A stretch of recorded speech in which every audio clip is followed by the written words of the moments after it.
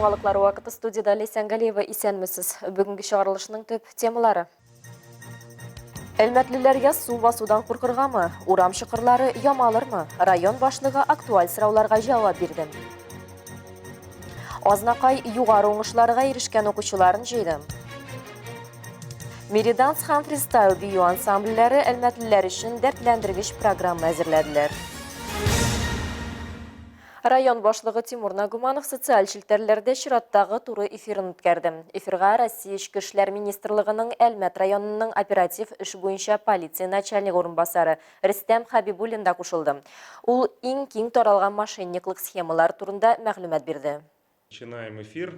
Эфир барышында район башлыгы Тимур Нагуманов су басуга каршы чаралар хакында ассызыклап сөйләде. Температура режимына һәм елгаларның торышына карап тикшерү көненә 2 тапкыр үткәрелә. Тайсуган, Түбән Мактама, Урсала, Иске Әлмәт, Акташ һәм Елхавай авыллары территорияләрендә тәүлек әйләнәсе постлар эшли. Бүгенге көндә Әлмәт районында бар да яхшы борчылырга урын юк, диде ул. Әлмәтлеләрне борчыган тагын бер мөһим мәсьәлә юллар ремонты. Бүген ГУАТ предприятие хезмәткәрләре тарафыннан шәһәрнең урам юл шелтәрендә авариялау участоклар булган Бигәш, Совет, Фәхреддин урамы, Зарипов проспекты, шулай ук Әминов, Галиев, Ленин, 8 март, Сөләйманова, Гагарин, Белоглазов урамнары буенча чокырларны ямау буенча эшләр башланды. Тормышның бик күп өлкәләре онлайн форматка күчте. Шуңа бәйле рәвештә кыргалдарлар да активлашты. Эфир кунагы Әлмәт районының оператив эш буенча полиция начальник урынбасары Рөстәм Хабибуллин алдау җинаятьләре статистикасын китерде. 2022 елда районда 600-дән артык җинаять эше теркәлгән. Гомуми зыяны 150 миллион сумнан артык китә. Бу елның 2 аенда гына да 100-дән артык җинаять эше теркәлгән. Аның зыяны 4 миллион сумга якын. Иң еш очрый торган мошенниклык схемалар, кредитлар алу һәм бирү, инвестицияләр җәлеп итү һәм башка финанс схемалар. Аларның бер уртаклыгы бар. Җинаятьчеләр мәҗбүр итмичә кешеләрнең ризалыгы белән аларның акчасын ала. При совершении каких-либо мошенничеств, чтобы жители незамедлительно по горячим следам, чтобы звонили дежурную часть к нам, чтобы мы сразу могли подключаться. И мы на данной ситуации можем заблокировать движение денег, можем по горячим следам заблокировать карты, чтобы деньги не снимались с жителей. Или поймать фигурантов, как у пенсионеров, деньги похищают, забирают, где что пока деньги не перечислили, мы можем фигурантов задержать по горячим. Әлмәт театры Мәскәүдә Россиянең кече шәһәрләр театрының 19-нчы фестивале җиңүчесе спектаклен тәкъдим итте. Иң яхшы зур формалы спектакль номинациясендә Халет Хасейни әсәре буенча куелган Җил артыннан спектакле танылган иде. Фестивальнең оештыручысы Милләтләр театры. Аның сәхнәсендә мәскәүлеләр дә шау-шулы әсәр буенча куелган спектакльне күрә алды. Уңышларыгызны күзәтеп барабыз, ә сезнең җиңүләрегезне үзебезнеке кебек кабул итәбез, диде спектакльдән соң Милләтләр театры директоры Наталья Мазур һәм Әлмәт театры коллективына сәнгать директоры Евгений Миронов исеменнән яхшы теләкләр җиткерде. Сүз уңаеннан быел Тантана театр премиясын тапшыру тантанасы Әлмәт театрында узачак. Ул 27 март көнне булыр дип көтелә. Быел әлеге мәртәбәле премиядә үз эшләрен 23 театр 69 спектакль тәкъдим итә. Бөгелмә сәнгать мәктәбендә Тамчылар вокаль ансамбленең юбилей концерты булып узды. 20 ел дәвамында ансамбленең җитәкчесе Әлфия Бадыкшанова талантлы вокалистларны күп санлы халыкара, бөтен Россия һәм республика конкурслары лауреатларын өйрәтә һәм тәрбияли. Бәйрәм чарасыннан Айгөл Шәрәфиева. Кызлар туган ил, табигать, балачак турында җырлый. Тантаналы чарага килгән кунаклар бу җырларны ишетеп кенә калмый, әтире аша үзләренә сеңдерә. Авазларда бал үләннәренең тәмен татыйсың, яшел болыннарның исен тоясың. Булар барысы да тамаша залында булган кичерешләр. Ә сәхнә артында яшен тизлеге белән киенү, бер җырдан икенчесенә мизгел дәврендә күчү бара. Борчылучылар да бар. Ни дисәң дә юбилей концерты. Мин ансамбльга 4 елын йөрим. Бу вакыт юкка узмады. Минем хәзер яңа дусларым бар. Педагогыбыз көчле, таләпчән. Мин шундый коллективта булуыма рәхмәтлемен. Барыбызның да юбилей белән. Башта ансамбль татар халкының эстрада җырларын башкару өчен генә тупланыла. Ләкин вакыт барысын да үзгәртә. Хәзер репертуарда төрле телдәге җырлар бар. Ансамбль җитәкчесе Әлфия Бадыкшанова үзенең тамчылары һәм аларның уңышлары турында сөйләп туя алмый. 20 ел эчендә әлеге коллективның 6 составы формалашты. Без ел сайын халыкара, региональ һәм республика күләмендә уздырылган бәйгеләрдә катнашабыз. Конкурсларда һәрвакыт лауреат исемен алып торабыз. Бөгелмә балалар сәнгать мәктәбе сәхнәсендә ансамбльнең берничә составы чыгыш ясый. Алар арасында чыгарылыш укучылары да бар. Коллективның беренче составы инде күптән үскән. Кызлар хәзер студентлар. Шуңа карамастан алар әле дә очрашалар, бергә җырлыйлар. Ансамбль Татарстанның көньяк көнчыгышында вокаль яктан иң көчлеләрнең берсе булып тора. Учащиеся разных национальностей, они с удовольствием исполняют песни и на татарском, и на русском языке, приобщаясь именно к истокам, к народным песням, которые являются основой любой профессиональной музыкальной культуры.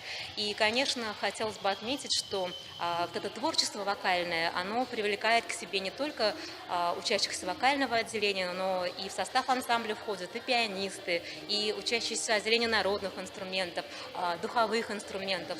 Моң дәрьясы исеме астында узган юбилей концертында 40-тан артык вокалист катнашты. Агил Шарафиева, Зирак Сыйыткулов, Яңалыклар вакыты, Луч Әлмәт телекомпаниясе. 2023 ел илебездә остаз елы, республикада милли мәдәниятләрне саклауга багышланган. Әлеге фактны исәпкә алып, фристайл заманча бию студиясе һәм Мириданс халык бию ансамбле коллективлары берләшеп уникаль программа әзерли. Әлмәт тарихындагы беренче концерт 3 ай әзерләнә һәм соңгы елларның алтын фонды булган номерлардан тора.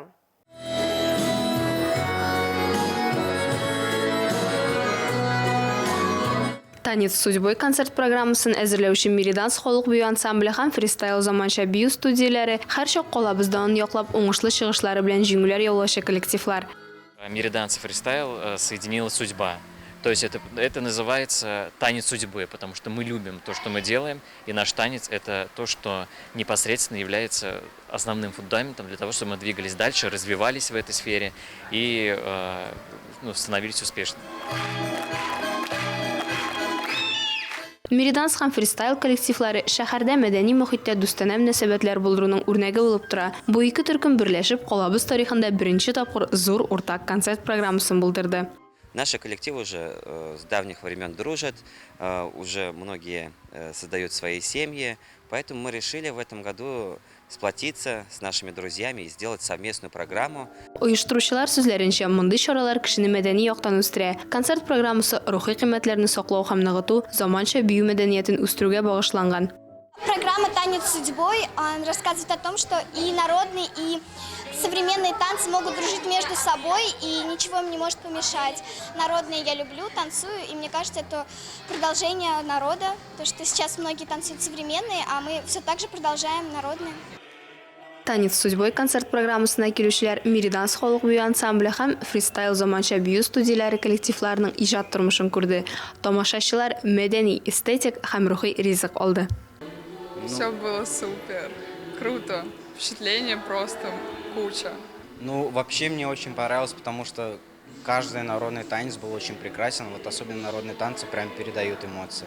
Красивые костюмы у людей этих народов. Думаю, должно быть это в каждом городе. Азнак айның 4-нче мәктәбе базасында лицейчылар балы узды. Бал вдохновение исеме астында әлеге чара педагог һәм остаз елына багышлап үткәрелде. Бәйрәмгә килгән район җитәкчеләрен һәм кунакларны шулай ук лицей эшчәнлеге белән дә таныштырдылар.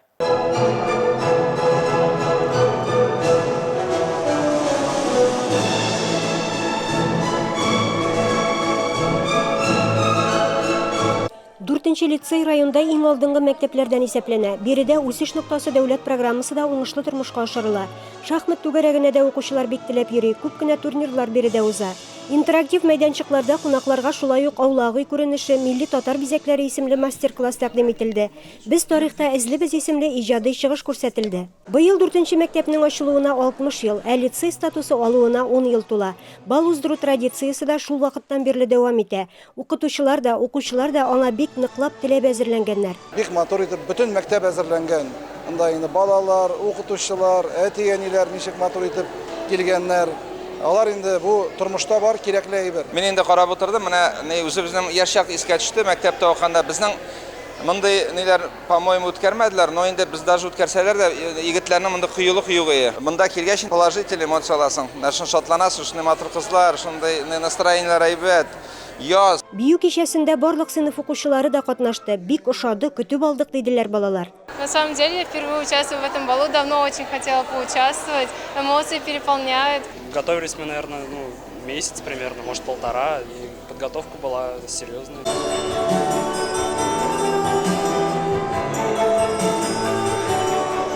Лицей укучылары катнашында минуэт, вару-вару, полька һәм вальс биюләре башкарылды. Илмира Шәрифуллина, Рөстәм Акбаров, яңалыклар вакыты, Луч, Әлмәт телекомпаниясе. Олимпия резервы спорт мәктәбенең көрәш белән шөгыльләнүче спортчылары Россия беренчелегендә 3 алтын яулады. Ярышлар Казанда 3 яшь категориясендә уза. Үз авырлык категорияләрендә Ринат Галимов, Чингиз Агаларов һәм Румил Семкичев беренчелекне яулый һәм калабызның спорт казанышларына үз өлешләрен кертә. Егетләр Олимпия резервы спорт мәктәбендә Рузил Ганиев һәм Фәнил Мингазов җитәкчелегендә шөгыльләнә. Бүгенге шулар иде. Мин Ләйсән Галиева һәм монтаж операторы Олия Бейрамалова сезнең белән сау булышабыз. Исән сау булыгыз.